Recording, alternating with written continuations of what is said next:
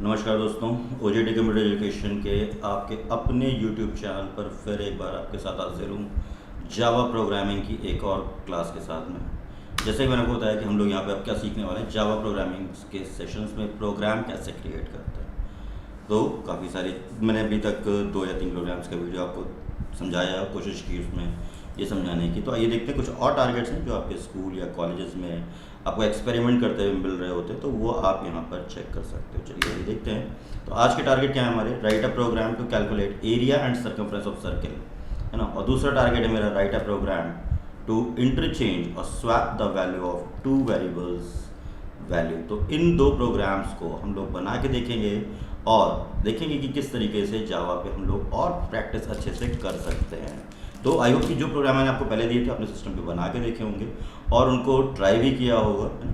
तो आज हम लोग देखते हैं यहाँ पे कैसे हम लोग कर सकते हैं। तो ये हमारा नेटबीन, जिस पे हम लोगों ने अभी लास्ट में क्या क्या बना चुके हैं अब तक, क्या देखते हैं। हेलो जावा प्रोग्राम, जी हाँ, हेलो जावा प्रोग्राम बना चुके हैं।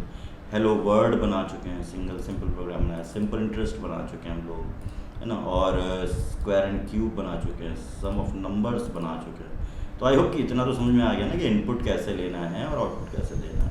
चलो आज के प्रोग्राम में देखते हैं मैथमेटिकल एक्सप्रेशंस या ज्योमेट्रिक फॉर्मूले को कैसे यूज़ कर रहे होते हैं। तो आज की क्लास के लिए पहला प्रोग्राम है जो area and circumference of circle. तो इस क्लास का नाम हम लोग ले लेते हैं, कैसे बनाना था याद कर लेते हैं। डिफ़ॉल्ट पैकेज फॉर प्रोजेक्ट मेरा ये रहा। यूट्यूब जावा ट्यूटोरियल में ही मैं सारा काम शुरू कर चुका हूँ। डिफ़ॉल्ट पैकेज के अंदर राइट क्लिक करता हूँ, जावा क्लास, और यहाँ पे देता हूँ क्या, सर्किल। और इसको ओपन होने देते हैं ना। सबसे पहले क्या करना है, इनपुट स्टेटमेंट। तो इनपुट के लिए पहले इंपोर्ट लगाना जरूरी है। Import Java dot यूटिल dot scanner, या आप एस्ट्रिक भी लगा सकते हो ताकि सारी लाइब्रेरी कॉल हो जाए। मेन, और मेन लिख करके टैब दबाना होता है। तो दोबारा करते हैं, मेन और टैब, है ना। स्कैनर क्लास का एक ऑब्जेक्ट बना लेता हूँ मैं, न्यू। रन टाइम पे आपको ऑब्जेक्ट देगा बना करके सिस्टम डॉट इन और सेम, ठीक है। देन डबल में मैं डाटा टाइप के साथ में वेरिएबल्स ले रहा हूँ, रेडियस और आर, एरिया और सर्कम। अब सर्कमफ्रेंस पूरा मत लिखिएगा, शुरू टाइप करने की जरूरत नहीं। पूरा वेरिएबल्स ऐसे हों तो जो शॉर्ट में हो और थोड़ा सा जल्दी समझ में आने वाले हो, है ना। तो यहाँ पे लेता हूँ ऐसा आउटपुट। क्या लेना है, रेडियस, यानी आर में इनपुट रिसीव करना है। एंटर रेडियस कैसे लेंगे, R is equals to S C dot next. अब डाटा टाइप क्या है, डबल। तो यहाँ से मुझे क्या लेना होगा, डबल। सेमी कोलन कॉल करना है आपको। तो हर स्टेटमेंट के ख़त्म होने के बाद क्या लगेगा, सेमी कोलन लगेगा ना। एरिया का फॉर्मूला यूज़ करते हैं, पाई आर स्क्वायर। तो पाई स्क्वायर मतलब 3.14 इंटू आर, वो तो यूज़ कर ही सकते हो। और यहाँ पे क्या कर सकते हो, जावा की लाइब्रेरी से मैथ डॉट पाई फंक्शन ये यूज़ करो, इनटू आर स्क्वायर यानी मैथ डॉट पाव। स्क्वायर कैसे करना है ये तो मैंने पिछले वीडियो में बता ही दिया था। यहाँ पे आप क्या कर रहे हो आज, सिर्फ आर कॉमा 2 मतलब पाई आर स्क्वायर। तो ये क्या है, पाई की वैल्यू खुद लेके आ जाएगा 3.14, है। सेम ऐसे ही सर्कमफ्रेंस के लिए था 2 pi R, 2 into math dot pi into R. तो इसको आंसर प्रिंट कराते हैं, एरिया ऑफ सर्कल, है ना। तो प्रॉपर क्लाइंट को समझ में आना चाहिए कि मैं क्या आंसर दे रहा हूँ और किस चीज़ का आंसर दे रहा हूँ। यहाँ पर मैंने यहाँ पर पूरा सर्कमफ्रेंस ऑफ सर्कल प्लस, ठीक है। ये एक तरीका है, पहले इसको मैं चेक करता हूँ, यहाँ पर रन कराता हूँ जल्दी से। और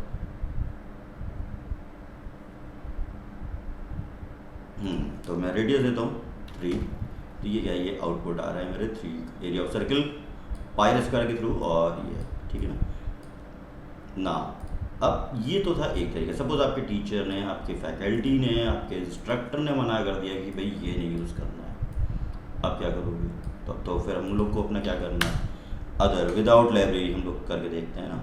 तो विदाउट लाइब्रेरी भी हम लोग कैलकुलेट कर सकते हैं, टीचर से डरने की ज़रूरत नहीं है। जी हाँ, तो एरिया इज इक्वल्स टू पाई की वैल्यू रख लेते हैं 3.14, आर स्क्वायर करना है तो आर इंटू आर कर लेते हैं। तो यह एरिया के लिए सरकमफ्रेंस है सी आई 2 इंटू 3.14 इंटू आर। तो जो मैंने वहाँ पर लाइब्रेरी से यूज़ किया वो मैंने बिना लाइब्रेरी के आपको दिखाया। तो यहाँ पर मैं इसको कॉपी पेस्ट कर ले रहा हूँ, आंसर तो वही आने हैं जो भी देना है। तो मैंने एक और तरीके यानी सिंपल आप दो तरीक़ों से एरिया और सरकमफ्रेंस ऑफ सर्कल कैलकुलेट कर सकते हो। ठीक है, जो आपको सही लगे वो आप फॉलो। सपोज किसी पे आपको ये नहीं चल रहा है तो आप ये सब पे चलेगा नहीं, ये मैथमेटिकल एक्सप्रेशन है हमारी, है ना। एक बार दोबारा रन कराता हूँ, देखो काम कर रहा है कि नहीं, सेम आंसर दे रहा है कि नहीं। ओके, तो मैं यहाँ पे देता हूँ 4, तो देख लो ये इसका आंसर आ रहा है सेम। अब वो चूँकि पाई ने पूरी वैल्यू उठा रहा है लाइब्रेरी से, तो ये डेसिमल के जो पोर्शन थोड़ा ज़्यादा आ रहा है। यहाँ पे देख लो ये अपना जो 3.14 था उसके अकॉर्डिंग कैलकुलेट कर रहा है। तो आई होप कि ये क्लियर आपको समझ में आ गया है एरिया ऑफ सरकमफ्रेंस किस तरीके से कैलकुलेट कर सकते हैं। एक बार अपने आप सिस्टम पे टाइप करो, है ना, रन कराओ, चेक करो, कोई प्रोग्राम में एरर आती है तो मेरे को कमेंट सेक्शन में बताओ कि सर ये प्रॉब्लम आ रही है। ठीक है, ओके। सेकेंड प्रोग्राम जो हमारा था आज का कि दो नंबर्स यानी दो वेरिएबल्स की वैल्यू को क्या करना है, इंटरचेंज करना है। इंटरचेंज मतलब स्वैप करना है। तो मैं यहाँ पे लेता हूँ स्वैप का एक प्रोग्राम। तो थोड़ा सा ये प्रोग्राम ना लेंदी कह लो या टाइम टेकिंग है, दो तरीके से समझना है हम लोग को इसको।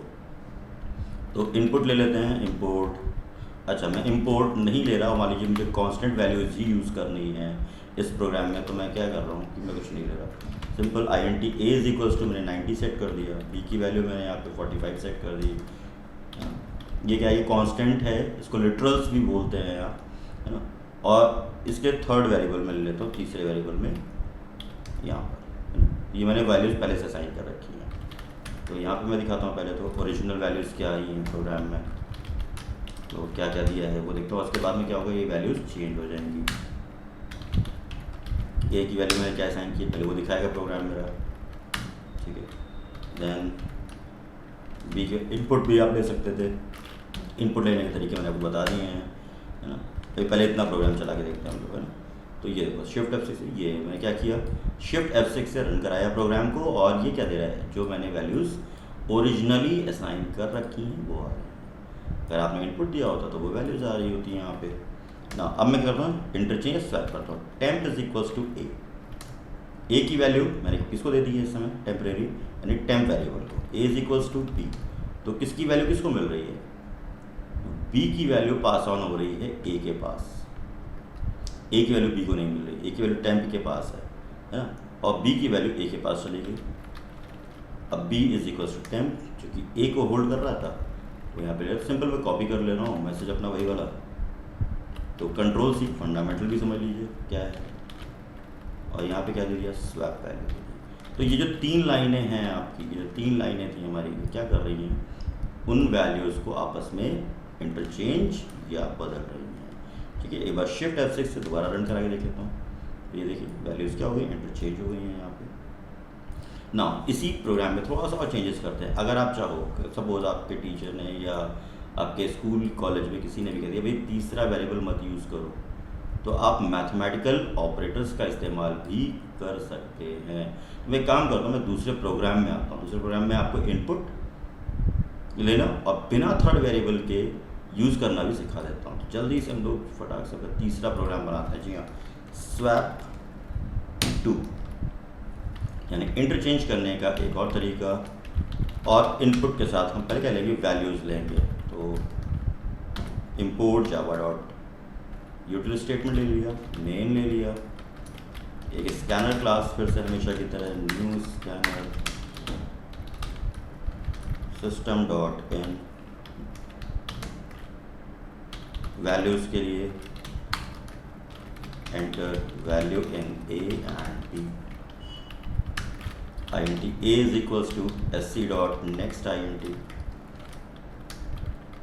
B। ये मैं क्या कर रहा हूँ, रन टाइम पे वेरिएबल्स यानी ऑन द स्पॉट, मुझे पहले से डिक्लेयर नहीं करना था यहाँ पर। तो ये इस तरीके से भी इनपुट लिया जा सकता है, डिक्लेयर करके भी और उसी समय डिक्लेयर करके आप कर सकते हो। अब यहाँ पे तीसरा वेरिएबल तो चाहिए नहीं, तो मुझे सबसे पहले तो क्या करना है, ओरिजिनल वैल्यूज़ देनी है। मैं देखता हूँ अगर वो मैसेज मेरे बफर में पड़ा होगा या क्लिप बोर्ड से उठा देगा वो। मैं एक बार कंट्रोल वी ट्राई करता हूँ यहाँ पर। ओके डन, ये तो मेरी मेहनत बच गई, फिर मैंने कॉपी किया था। फिलहाल आपको मेहनत बचानी नहीं, आपको मेहनत करनी है ना। तो अभी आप पूरा ही टाइप करना, ठीक, ये आ गया है। अब बिना थर्ड वेरिएबल के करते हैं, A is equals to A plus B. इसको सॉल्व करना, कोई वैल्यू एज्यूम कर लो, ए को कितना जा रहा है, ठीक है। मैं चलो यहाँ पे करते भी चलते हैं साथ में। आपके ए इज इक्वल्स टू मैं क्या करता हूँ 5 असाइन कर दे रहा हूँ, B is equals to 6 assign कर ले रहा हूँ। ये इक्वेशन क्या कर रही है, ए इज इक्वल्स टू ए मतलब 5 प्लस बी मतलब 6 इज इक्वल्स टू 11, है ना। B is equals to A minus B, इस इक्वेशन को भी इलैबोरेट कर लेते साथ में ही।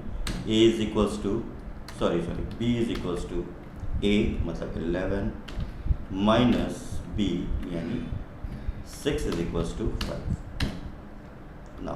ये 3 इक्वेशन आप ध्यान रखने, A is equals to A minus B again, और ये इक्वेशन क्या करेगी, आपका अपना काम करके दे देगी। तो ए इज इक्वल्स टू हो गया है 11 माइनस 5 इज इक्वल्स टू 6। तो ये इक्वेशन कुछ ये सॉल्व कर रही होगी अंदर अपना, है ना। तो आपको लिखना क्या है फिलहाल बिना थर्ड वेरिएबल के, A is equals to A plus B, B is equals to A minus B, A is equals to A minus B. और ये स्टेटमेंट आपको दोबारा से क्या करना है, सिर्फ मैसेज अपना चेंज कर लो, स्वैप वैल्यू लिख दो यहाँ पे, है ना। तो आपको यहाँ पे क्या होगा, इनपुट लेना होगा। तो मैं जो भी इनपुट दे, सपोज 5 और 6 दिया, जो भी मैंने किया था दिया, ओरिजिनल वैल्यू 5 और 6 आ रही है। स्वैप होने के बाद क्या आ रहा है 6 और 5 आ रहा होगा, ठीक है। और इसी जगह पर सेम इसी कंटेंट में जैसे ये प्लस और माइनस यूज़ किया था, आप 2 और ऑपरेटर्स हैं इनटू और डिवाइड करके भी इंटरचेंज कर सकते हो। अब ये क्या देने वाला है, इनटू करके ये क्या दे देगा आपको 30 दे देगा, है ना। और ये 30 हो गया, 30 डिवाइड बाई 6 हो गया 5, 30 डिवाइड बाई 5, वैल्यूज आगे से कंटिन्यू हो रही है, तो ये 6 आएगा। तो ये क्या है, तीसरा तरीका भी आपको मिल गया। तो थर्ड वेरिएबल्स ना यूज़ करते हुए आप प्लस और माइनस मल्टीप्लिकेशन मैथमेटिकल ऑपरेटर्स को और मल्टीप्लाई और डिवाइड मैथमेटिकल ऑपरेटर्स को क्या कर सकते हो, यूज़ कर सकते हो। तो दोस्तों ये था मेरे आज के 2 बेसिक प्रोग्राम और जावा के बेसिक प्रोग्राम कंटेंट्स में ये प्रोग्राम आपको समझाने के लिए कि हाँ इस तरीके से प्रोग्रामिंग शुरू हो सकती है। तो दोस्तों अगली क्लास में हम लोग सीखेंगे क्या, अगली क्लास में आपको बताऊंगा प्रोग्राम्स के अंदर कंडीशंस लगाना। और अगर आप मुझसे किसी और प्रोग्राम पे ट्यूटोरियल्स चाहते हो या किसी और प्रोग्राम का आपको नहीं समझ में आ रहा है, तो आप मुझे कमेंट सेक्शन में भेजो, मैं उस प्रोग्राम पर वीडियो बनाऊँगा और आपको समझाने की कोशिश करूँगा। तो ये तो फंडामेंटल्स के प्रोग्राम से। चलिए एक प्रोग्राम हम लोग अभी आगे और करेंगे, एक सेशन में हम लोग अब देखेंगे इनपुट बेसिक प्रोग्रामिंग को ही कंटिन्यू करते हुए कि नेम और कैरेक्टर्स का इनपुट लेके कैसे काम करना है, और एक थोड़ा सा लॉजिकल क्वेश्चंस भी ट्राई करेंगे। तब तक के लिए इन प्रोग्राम्स को ट्राई करिए अपने सिस्टम पे। क्या क्या बनाया हम लोगों ने, स्वैप का, using third variable, without using third variable, और उसके बाद मैंने आज मैथमेटिकल एक्सप्रेशंस, लाइब्रेरी और इनका इस्तेमाल करना। सो प्लीज़ कीप लर्निंग, सीखते रहिए और साथ में बने रहिए। Thanks for watching.